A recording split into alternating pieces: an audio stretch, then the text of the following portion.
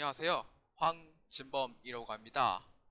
자, 35회 TAT 1급 동영상 풀이 해설을 시작하도록 하겠습니다.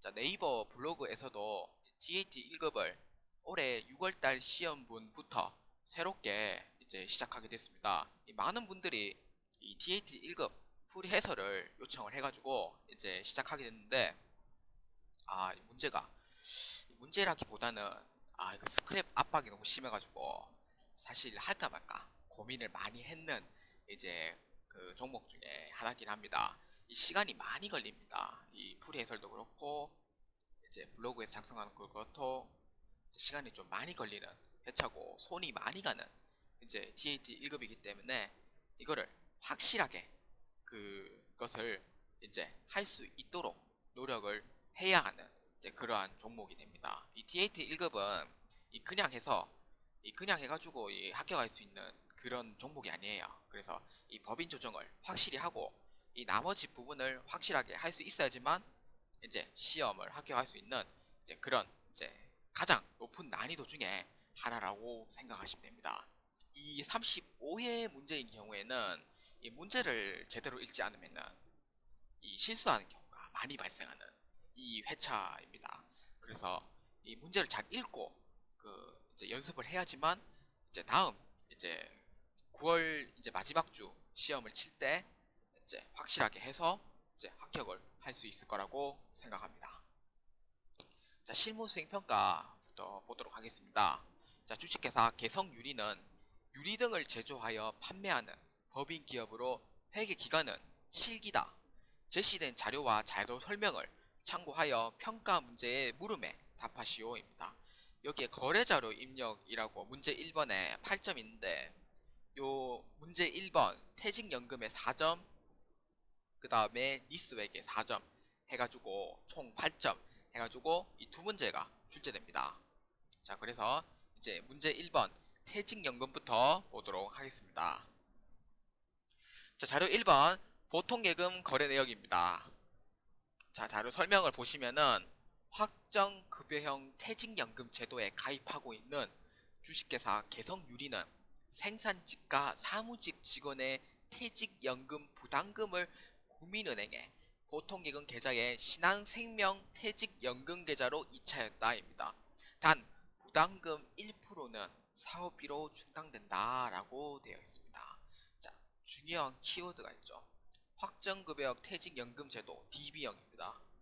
그 다음에 국민은행 보통의 계좌에서 신한은행 퇴직연금 계좌로 이체, 부담금 중 1%는 사업비로 충당된다 라고 되어 있습니다. 사업비로 충당된대. 자, 이 문제는 해독을 잘해야 되는데 이 DB형인 경우에는 이 관리자가 이제 누구냐면은 이제 회사에서 관리를 합니다. 그런데 이제 DC 이제 확정 기여형이죠.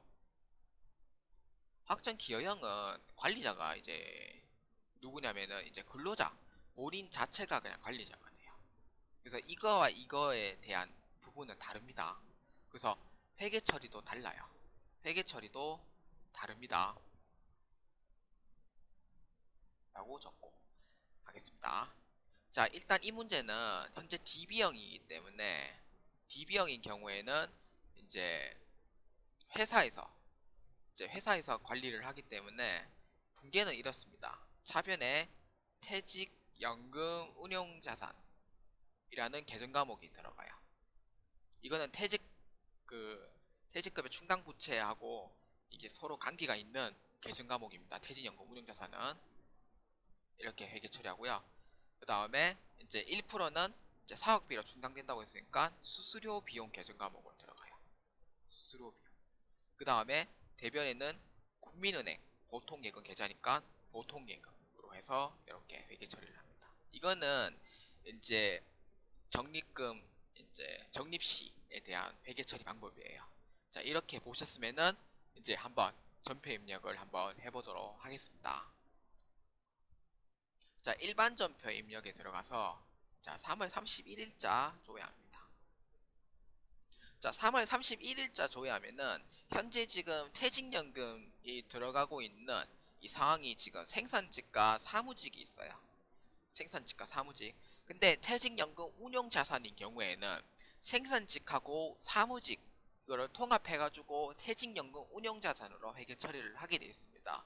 생산직하고 사무직 구분할 필요 없이. 그래서 바로 차변에 이제 한번 입력해 보도록 하겠습니다.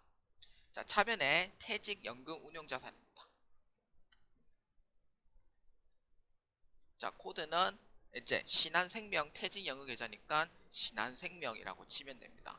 답지는 퇴직연금 운용자산이라는 거래처가 적혀져 있어요. 그래서 신한생명으로 반드시 넣어줘야 됩니다. 자, 여기서 총 금액이 현재 얼마냐면은 지금 차전신 금액이라고 지금 되어 있는 부분에 2200만원이라고 되어 있어요. 2200만원. 그 다음에 부담금 중 1%는 사업비로 충당된다고 했으니까 그 총 2200만원을 다 넣는 게 아니고요. 2200만원에서 1% 금액만큼 빼고 넣어줘야 됩니다. 자, 그래서 얼마냐면은 자 2200만원에서 곱하기 0.01이 이제 22만원이 이제 수수료 비용으로 처리된 계정 과목인 금액이에요. 그래서 2200만원에서 22만원만큼 빼줍니다. 얼마? 2178만원이 퇴직연금 운용자산 계정 과목으로 회계 처리합니다. 이렇게 회계 처리하고요. 차변에 수수료 비용 계정 과목을 넣어줘야 되는데 이 수수료 비용 계정 과목은 지금 생산직하고 지금 사무직이 있어요. 그래서 각각 구분해서 회계 처리를 해줘야 됩니다. 일단 생산직부터 회계 처리하겠습니다. 생산직에 대한 수수료 비용 얼마? 1000만원에 1% 10만원. 자, 그 다음에 이제 사무직에 대한 수수료 비용 1200만원에서 1% 12만원 이렇게 되는 거예요. 그 다음에 대변에는 보통예금 들어가죠. 자, 보통예금이 아까 적혀져 있죠. 퇴직연금 부담금은 국민은행 보통예금 계좌에서 이체하였다라고 되어 있어요. 그래서 거래처는 국민은행 보통예금으로 거래처를 넣어줘야 됩니다.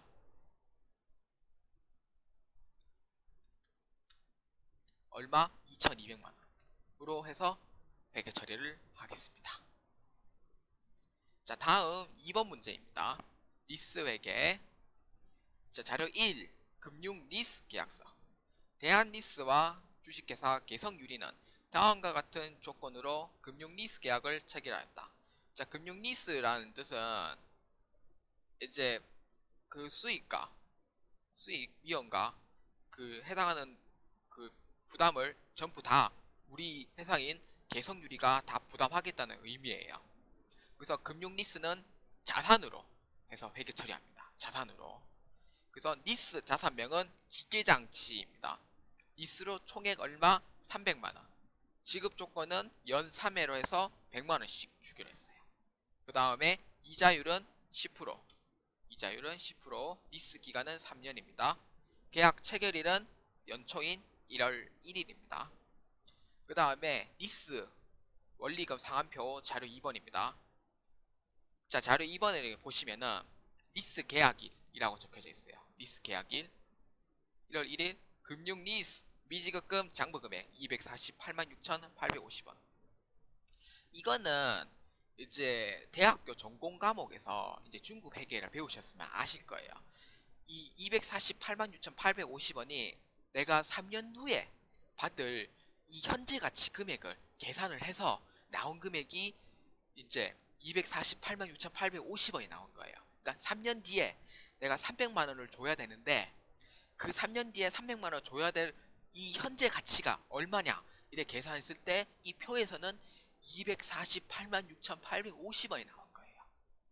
그래서 대학 전공하신 분은 아 이렇게 해서 이 평가 개수가 나와서 이렇게 해서 이 금액이 나왔구나 생각하시면 아 공감하실 거고, 그렇지 않은 이제 비전공자 분들께서는 이제 그렇게 해서 화폐 시간 가치를 배웠으면은 이해를 하시겠지만 그렇지 않으면은 아 이렇게 해서 이 금액이 나왔구나 라고 생각해 주시면 됩니다. 현가 개수를 찾으라는 문제는 아니고요. 248만 6,850원이 화폐의 시간의 흐름에 따라서 이 나온 금액이다 라는 표를 보여주고 이해하기 위해서 제가 말씀드린 겁니다. 자, 그 다음에 12월 31일 리스료 100만원 돼 있고 리스 이자 248685, 그 다음에 원금 상한액 751315 이렇게 돼 있습니다. 2020년하고 2021년은 차기이기 때문에 보실 필요는 없다는 의미입니다. 자, 자료 3번 보통예금 국민은행 거래 내역입니다. 2019년 12월 31일 100만원 이체했습니다.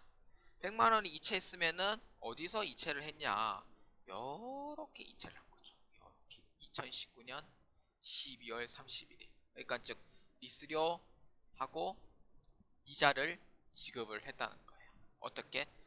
국민은행 보통예금에서 이체를 했다는 거예요. 이렇게 해석하면 됩니다. 이렇게. 자, 자료 설명 보도록 하겠습니다. 리스 자산의 취득 원가는 계약 체결일 현재 공정가치로 적용했다. 공정가치 얼마?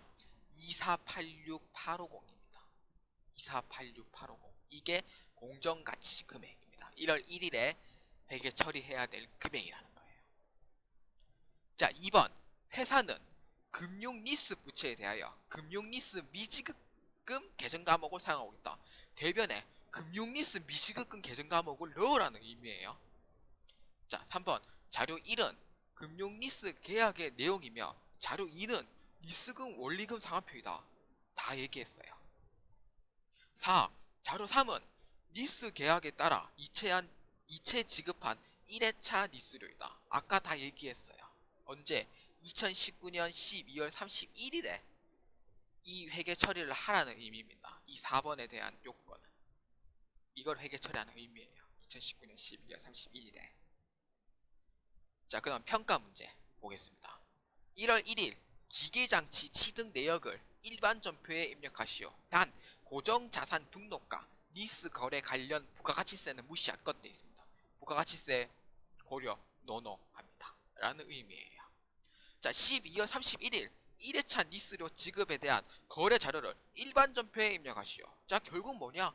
1월 1일 거 일반 전표에 입력하고 12월 31일 일반 전표에 입력하라는 의미예요. 아시겠습니까? 자, 그러면은 1월 1일 거 한번 입력해 보도록 하겠습니다. 자, 차변에 자, 자료 2번에 리스 상한표 보고 입력을 하는 거예요. 리스 상한표 보고. 아시겠습니까? 리스 상한표 보고 회계 처리합니다. 자, 차변에 뭘로? 리스 자산명 기계장치입니다. 코드. 이 답지에는 거래처가 없거든요. 기계장치에. 입력해도 되고 안 해도 되는데 저는 편의상 대한리스 주식회사로 입력하겠습니다. 저는 실무자이기 때문에 실무자는 이제 채권 채무 거래를 안 넣어 그 얘기가 없더라도 이 습관적으로 제가 거래처를 입력하게 되어 있습니다. 그래서 TAT 1급 하시는 분들은 이 실무자하고 가까운 이 시험 공부를 하고 있기 때문에 이렇게 하시는 것도 매우 좋다고 생각합니다. 금액 얼마? 2486850. 뭐라 했죠? 공정가치를 적용하라 했으니까 2486850으로 넣어주는 거예요. 대변에 자료 설명 2번에 적혀 있습니다. 금융리스 미지급금 계정 과목을 사용하고 있다.